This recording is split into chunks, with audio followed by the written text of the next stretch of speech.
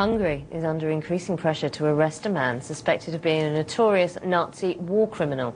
97-year-old Laszlo Csatari is accused of assisting in the murder of more than 15,000 Jews when he was a police chief in Hungary.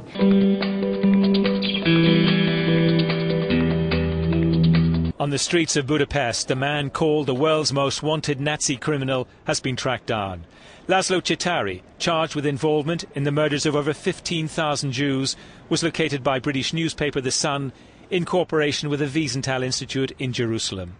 He was tracked down after a tip-off to an apartment in the city. The 97-year-old refused to answer questions, slamming the door to the newspaper's reporter. It is alleged he sent 15,700 Jews to the Auschwitz death camp while he served as commander of police forces in the city of Kozice.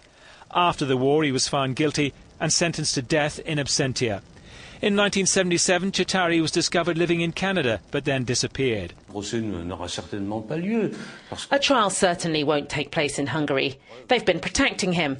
The proof is that the police and judiciary knew exactly where he was and didn't do anything about it. Therefore, there's no reason to believe a trial will take place.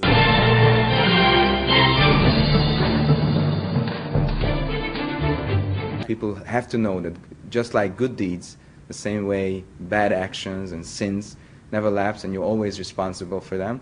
So once such a thing happens, 70 years later, you find somebody that is still living and happily living between us, somebody that is responsible for not one life and not two lives, but for thousands of people's lives.